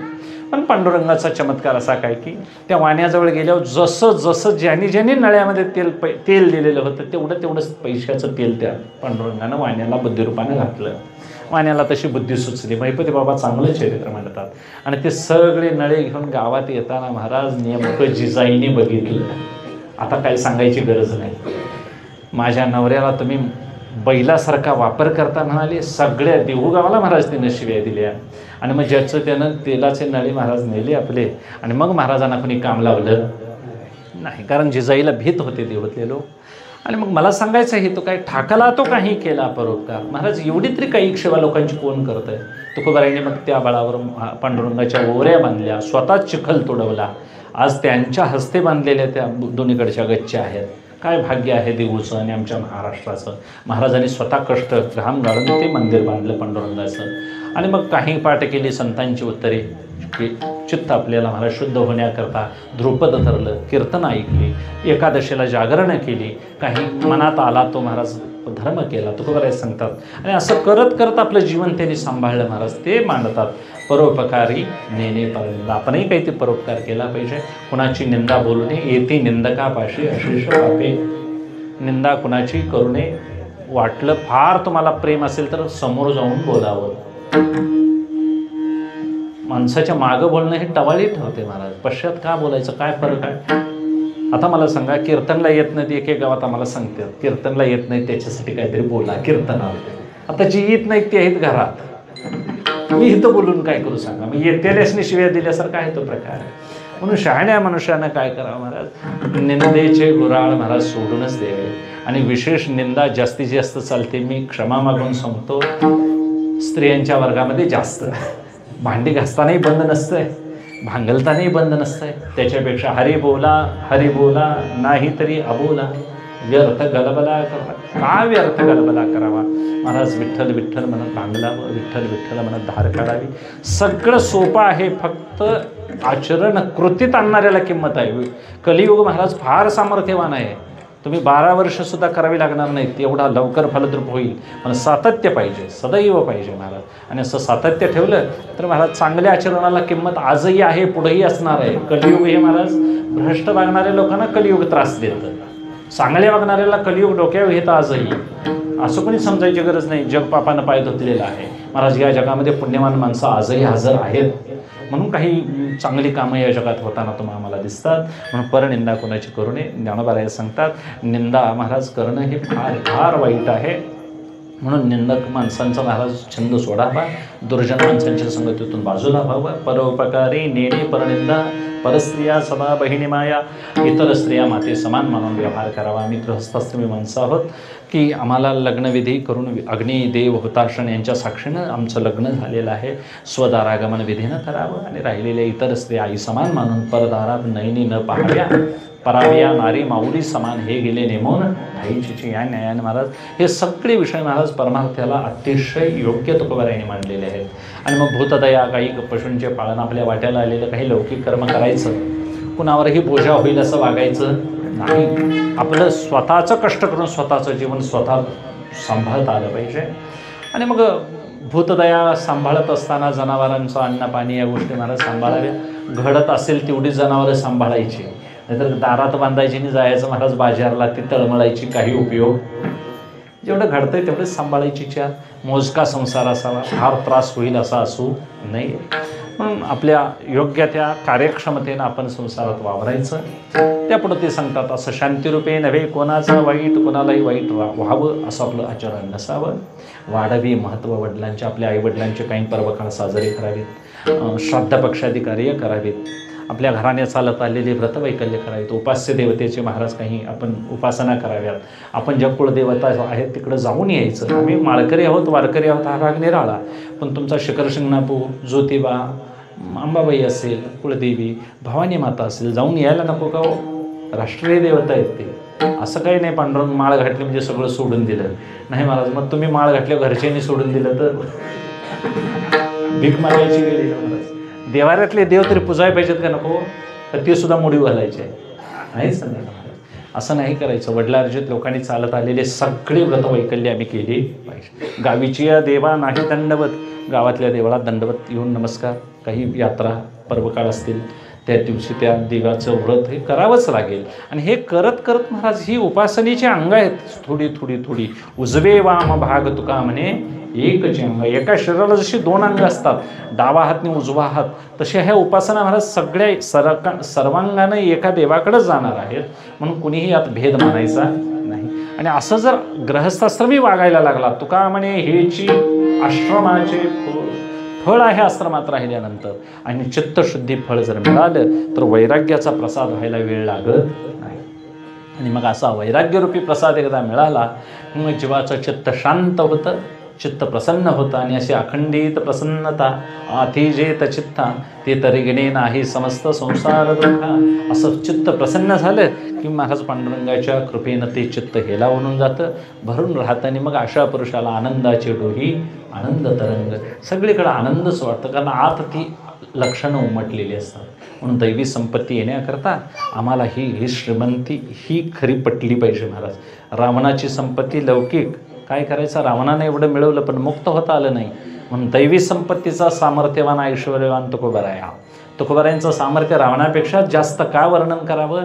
कारण रावण मुक्त न होता महाराज धनाच्या आणि स्त्रियेच्या लालसेमध्ये आयुष्य संपलं. तुकोबारायांचं जीवन किती शुद्ध आहे पहा. आणि स्वतः मुक्तही झाले आणि जगालाही जगद्गुरू म्हणून त्यांना मिरवता आलं. मिरवायची त्यांची इच्छा नव्हती, पण जगद्गुरू तुकोबाराय म्हटलं जातं. रावणाला म्हणतात जगद्गुरू नाही म्हणता येत महाराज. म्हणून रावणाची एवढी मोठी आशा असून देखील आशा त्याला सोडता आली नाही. याने आशा सोडली तो पूज्य झाला. आशा तृष्णा माया अपमानाचे बीज नासिलिया पूज्य होई जेते. म्हणून परमपूज्य ही कुणालाही उपाधी लावू नये महाराज. परमपूज्य ही उपाधी ज्याची आशा माया नासलेली आहे त्यांनाच. आणि मग नासणं म्हणजे संस्कार केला जातो म्हणायचं. दुधाचं दही होणं म्हणजे त्यात मुरवाण टाकून संस्कार केला जातो. आणि असा संस्कार केला की मग त्याला काय होतं, त्याच्यावर महाराज वेगळ्या एखादा कर्माचा संस्कार करणं, एखादा धर्माचा संस्कार केला की जीव काय होतो, बदल पावतो. तसं तुकोबाराया लौकिकातले राहिले नाहीत, आता अलौकिक झाले.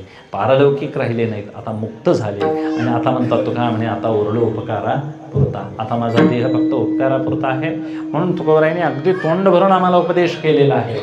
वैराग्यरूपी फळ मिळण्याकरता, ती गती लाभण्याकरता वैराग्य हे आम्हाला काय अपूर्व असं बळ आहे.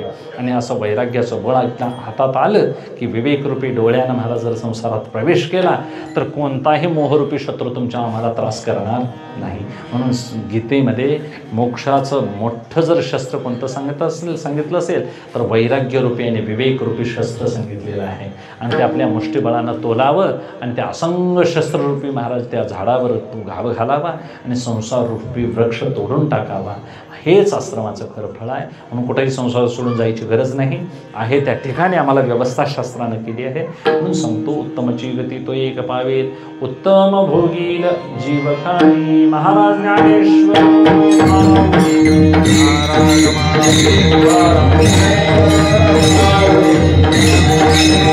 महाराज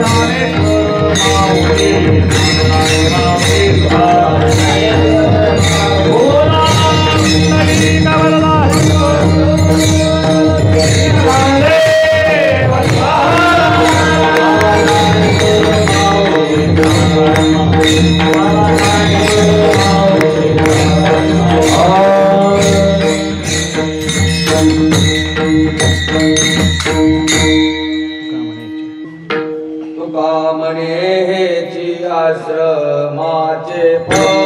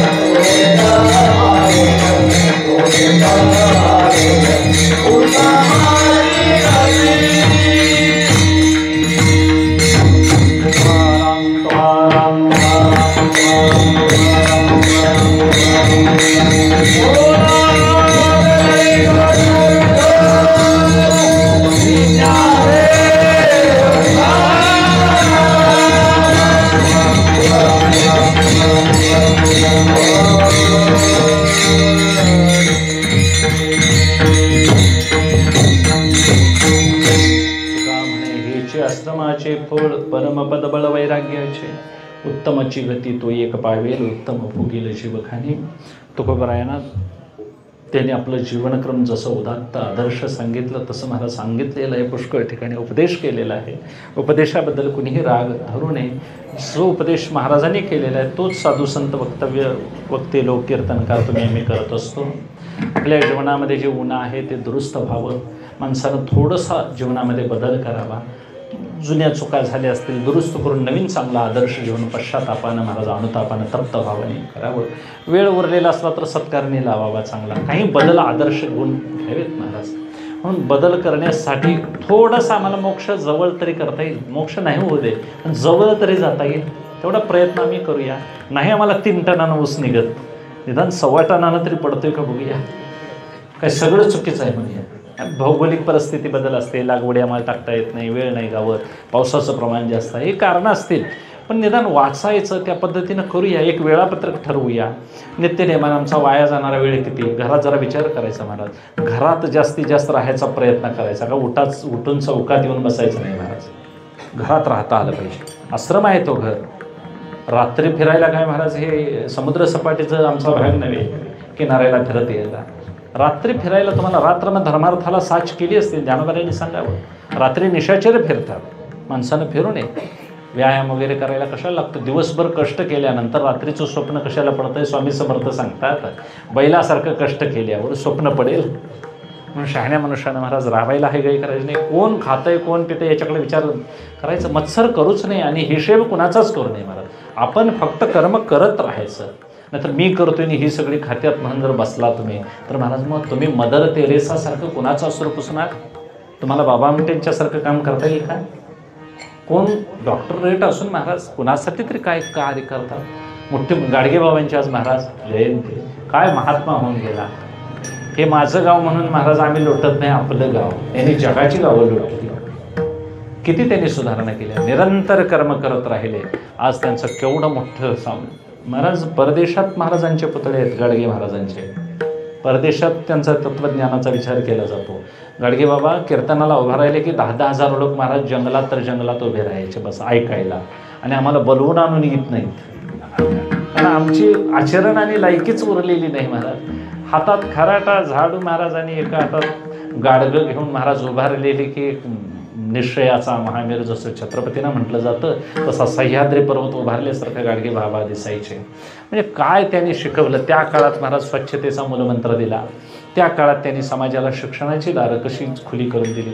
एवढे मोठे महाराज भारतरत्न आंबेडकर महाराज नुसतं कळालं की भेटायला यायचे बाबासाहेब आंबेडकर गाडगे बाबांना. एक किती मोठा उच्च विद्या जगात विद्या शिकली नाही एवढे कोण बाबासाहेब महाराज शिकले आंबेडकर. एवढा विद्यावान पुरुष गाडगे बाबांना महाराज मित्रत्वानं जपायचे. हे एक लौकिकातलं सौजन्य असतं. मोठी माणसंही मोठीच असतात महाराज. म्हणून शहाण्या मनुष्यानं आदर्श जीवन जगायचं. तुम्ही आम्ही महाराज त्या वाटेवर आहोत. आमची काय वाट चुकलेली नाही. पण शाकाहार व्हायचा. निदान या सप्त्यापासून तरी थोडासा संकल्प करूया. निदान एकादशी सांभाळूया. 4 दिवस काही आपले ठरलेले देवाचे आहेत तेवढं शाकाहार सांभाळत वर्षभर शाकाहारी राहायचा प्रयत्न करूया. जमलं तर वारकरी होऊया. निदान शाकाहार तरी व्हायला काय हरकत आहे. आपण नको ते अन्न घेऊ नये. नको तिथंही खायला फार बसू नये. महाराज तपश्चर्या ही चांगल्या अन्नानंच होते. कुठल्या संतांनी असं लिहून ठेवलं नाही वडं खालं भजी खाली असं कुठं लिहिलंय. आणि भजी खाऊन तपश्चर्या झाली असते तर आम्ही कीर्तनला उभं राहिलो असतो का. त्यांचं जीवन आम्ही सांगतोय. तुकोबराया काय नात्यानं आमच्या पडतात हो. पण आम्ही का सांगायचं महाराज, त्यांचं जीवन जगाला आदर्श आहे, शिवाजीराजांचं जीवन जगाला आदर्श आहे म्हणून सांगायचं. त्यांना अभ्यास करावा, ज्याचं त्यांना आपला उद्धार करून घ्यावा, याच्या पलीकडे काही नाही महाराज. हे सांगण्या बोलण्यातला परमार्थ राहू नये, चरणात यावा. तुम्ही सगळे कळणारी मंडळी आहात, सेवा करीत राहायचं. घर बसल्या घरच्यांची सेवा करायची, जनावरांची सेवा, शेतातली सेवा, ही ईश्वराची सेवाच आहे. तर आम्ही याच्या पलीकडे काय करायचं सांगा मला. हे सोडून तुम्ही काय करणार? काय ज्ञानेश्वरी वाचत बसायचं, काय गाथा वाचत बसायचं? कामाच्या वेळेला कामच केलं पाहिजे महाराज. आपल्या चित्तशुद्धीला वाटणीला आलेलं आहे. आणि उरलेल्या वेळामध्ये मग तुम्ही घरात शिवलेलं अमृत पारायण करा, घरात एखादा भीमरूपी महारुद्रा स्तोत्रपाठ करा, घरच्यांची सेवा करून उरलेल्या वेळात स्त्रियांनी परमार्थ साधावा. पुरुषांनी सगळी शेती बाडीची कामं करून महाराज इतर इकडं न फिरता आपल्या कामापुरतंच बाहेर जावावं. बाजारला एक माणूस घरातला गेलेला चालतोय का नाही हो? का बाजार दिवशी घरातली 5-6 जण जायला लागते? माझा तरी असा अनुभव, एक पिशवी घेऊन जर 200 रुपये घेऊन गेला तर बाजार डुसकून येत नाही एवढा येतोय महाराज. पण 5 जण घरातली जात्यात, एक दुसऱ्याचा चहा पिणार, एक दुसऱ्याला देणार, दुसऱ्याचा खाणार. कोणतरी मालक म्हणणारा घरचा आहे तेवढाच बाजार आणतोय, नाहीतरी फिरायला जातात माणसं. मला सगळ्यांनी असं फिरू नये, बहु हिंडता सौख्य होणार नाही. किती फिरायचं म्हणून शहाण्या मनुष्यानं मर्यादित जीवन करावं. अल्प जीवन करी तुका म्हणे साधे हरी.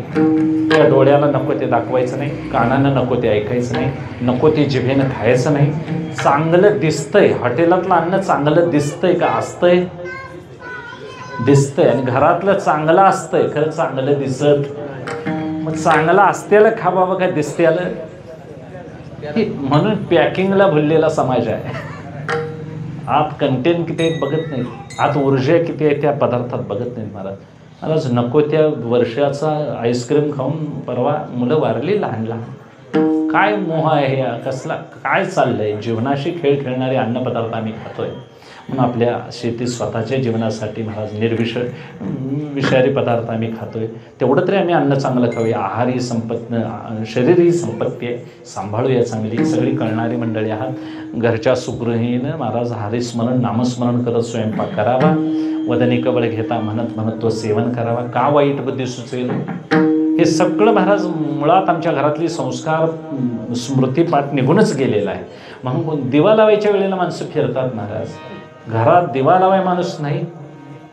रेशन कार्डाला 15 माणसं नोंद आहेत आणि दिवा एक सुद्धा घरात लावित नाही. बरोबर, दिवा लावाय काय त्याला किलोभर लागते. वात भिजवायची आणि महाराज लावायची. मी गुरवच आहे, मला माहिती आहे सगळं यातलं. वातीतलं तेल सफेदपर्यंत जर लागला तरी बस आहे. नियम करायचा आहे, ते का रातभर लावायचा, ते का घटस्थापनेची वात आहे, लावायचा आणि वातीसकडे जाळला तरी काय हरकत नाही. निघून जायचं, तेवढा नमस्कार करायचा. मला तेवढं सुद्धा काम कोण करत नाही. आणि जास्त कामं असली की माझा अनुभव आहे, घरात देव कोणी पुजत. देव महाराज तसाच असतोय. कपडे बदललेले नसतात, वस्त्र नाही बदललेलं, फुलं तशीच शिळी तशी असतात. मग घरच्या देवाऱ्यात ही अवस्था असेल तर आतल्या देवाऱ्यात काय असेल? ज्याला घर स्वच्छ ठेवता येत नाही, आपले धर्म सांभाळता येत नाही, त्याला देवधर्म संधी पडली सकळ विषयी गोंधळ गाजत असे. महाराज आदरानं एक व्यवसाय करतात. घरात संत आले तर महाराज देवपूजा टाकूनही उठावं, हे नियम आहेत, बरोबर आहे. पण महाराज आपण मोकळे असताना देव पूजत नाही, नको ते बघत बसतो. म्हणून आपण घरची कामं सांभाळावी. घरात आदर्श जीवन घर असावं. भरतराजानं नंदीग्रामामध्ये महाराज भरतानी रामप्रभू गेल्यानंतर आपलं वास्तव्य ठेवलं. ते किती सुंदर. रामप्रभू आल्यानंतर आनंद झाला. अयोध्येपेक्षा माझ्या भरत राहिलेली जागा ही दैवी भूमी झाली असं म्हणतात. ते सांगायचं आहे तो इतका. असं आचरण आपण श्रेष्ठ असावं, वर्तन आपलं चांगलं असावं, देवाची आठवण पायाला असावी, नामस्मरण घरात असावं, घरच्या मुलांच्याकडून वाचन करून घ्यावं, मोकळ्या वेळेमध्ये त्यांच्याकडून हरिपाठ लिहून घ्यावा, त्यांच्याकडून स्तोत्र म्हणवून घ्यायची. नित्यनेमानं एखादं लहान मुलं असेल तर महाराज उदबत्ती देऊन पाठवायचं देवळाकडे, लावून ये जा म्हणून. काहीतरी आमिष दाखवायचं आणि एकदा देवळाची वाट त्यांना संस्कार म्हणून दाखवायची. आम्हाला जुन्या लोकांनी दाखविली नसते तर आम्ही इकडं आलो नसतो महाराज, आम्ही कुठंतरीच गेलो असतो. म्हणून केले उपकार सांगो का, संतांचे उपकार आहेत. भाग्यानं तुम्ही सगळी कळणारी मंडळी आहात. सप्ताहाच्या निमित्तानं महाराज वक्ते लोक येतात, सांगतात, ऐकायचं. जमेल तेवढं आचरणात आणूया. आम्हीही त्या मार्गावरलेच आहोत, आम्ही काय पूर्ण पोचलेले पुरुष नाही. म्हणून तुम्ही आम्ही खेळीमेळी या न्यायानं परमार्थ सांगत बसण्यापेक्षा आपण आचरणात आणूया. आचरणाला फार मोठं म्हणून गांधीजी म्हणायचे, मनभर बडबडण्यापेक्षा कणभर आचरण श्रेष्ठ आहे. कणभर तरी आचरणात आणूया आणि मग असं वाणीत नुसता परमार्थ नको, कृतीत उतरूया. आणि त्या कृतीचं फळ वैराग्य सांगतात. वैराग्य म्हणजे इहलोकापासून ब्रह्मलोकापर्यंत जे आवडणारे विषय आहेत त्यांचा त्याग. आणि मनापासून महाराज एकदा उपासना आवडली की तुम्हाला विषय आवडतच नाही. ज्याने महाराज ब्रह्मरस सेवन केला त्याला हे रस कशाला आवडतील. म्हणून तुम्ही आम्ही कीर्तन भजन हरिपाठ या रसामध्ये एकदा रंगलो की लावणी मृदंग श्रुती टाळ घोष शेवून ब्रह्मरस आवडीने असा ब्रह्मरस तुम्हाला 5-6 दिवस आता भेटतोय. उद्या जागर असेल एकादशी या निमित्तानं. आता महाशिवरात्रीचं पर्व आहे. महाराज त्या दिवशी उपवास सगळ्यांनी करावा. तुमच्या गावचा उपास्य दैवत महादेवच आहे, करावं. त्या दिवशी पारायण जमलं तर एखाद्यानं घर बसल्या शिवलीलामृताचं करावं. अगदी असे सगळे जर व्रतवैकल्य तुम्ही आम्ही सांभाळली तर फार वेळ लागत नाही महाराज उतरायला. लवकर आम्हाला निदान जवळ तरी आणता येईल ही स्थिती. म्हणून प्रयत्न करूया. झालेली सेवा ही तुम्हा सर्व साधू संतांच्या कृपेनं जसा बुद्धीला विलास होईल तसं बोललो. ही सेवा पांडुरंगाच्या चरणी अर्पण करून सेवेला विराम देतो. विठ्ठल जय.